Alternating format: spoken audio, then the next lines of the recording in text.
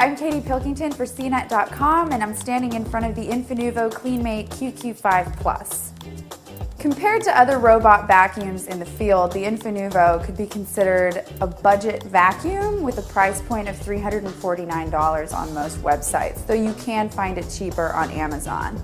I had high hopes for this machine because a lot of the robot vacuums are in a price point that's far beyond what most consumers are looking for when they're shopping for a vacuum cleaner. At over $500, many of them are just out of that price range that is reasonable for the average consumer. The Infinuvo at $349 seemed to be a really good answer to that, but unfortunately it seems in this case that you get what you pay for. Like many of the other robot vacuums we tested, the Infinuvo features a wall dock and a remote control, and it's fully programmable. You can program it to turn on at different times on different days of the week. The one glitch about this, as opposed to the others, is that you have to go fully through the programming sequence for all 7 days before the robot will recognize that it has been programmed. So it takes more time and is a little bit more finicky than the other robots that we attempted to program.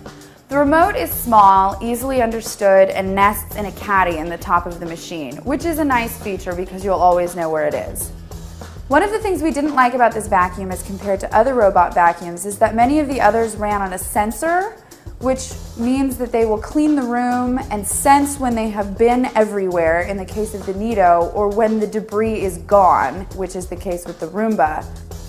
This, however, runs on a timer, and if you, the user, do not program it differently, it will run automatically on an 80-minute timer, which is a long time for a robot vacuum to run in one room. One of the other things we didn't like about this vacuum initially is that it is programmed to not collide anything on its default settings, and that you have to, as the user, interfere and reprogram it with the use of the remote into what's called soft collide mode, where it will run into things. But if you don't do that, if you don't interfere as the user, it won't get within 8 inches of any of the things in your room. So if you're using it in the living room, for example, it will stay in the open areas but not really go up against your furniture or your baseboards.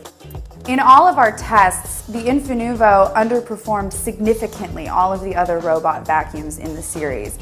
We tested it picking up rice, pet hair, and a sand and sawdust mixture. With the case of our pet hair tests, all of the pet hair that looked as if it had been picked up by the robot vacuum was in fact jammed underneath the roller wheels and under the front guide wheel of the machine, which took about 10 minutes to clean out every single time. In our tests involving rice, the Infinuvo scattered it, creating more work again, as with the pet hair. I think it's important to note that these machines are generally intended to make your life easier within your home and its maintenance, and I can honestly say that this created more work than it saved for me in all of our tests across the board. We also didn't like the dust bin at all. It seems poorly designed. As soon as you pull it out of the machine, most of the contents are forced forward out of slits in the front of the bin. So it doesn't hang on to anything that it picks up either, which again creates more work.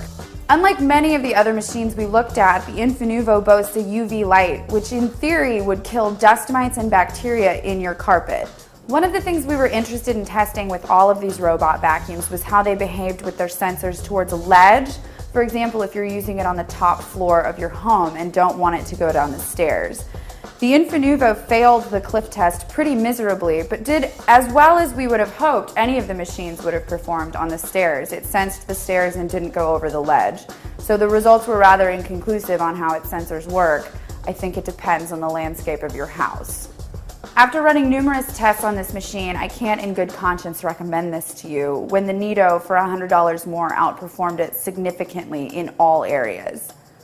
For CNET.com, I'm Katie Pilkington with the Infinuvo CleanMate QQ51230.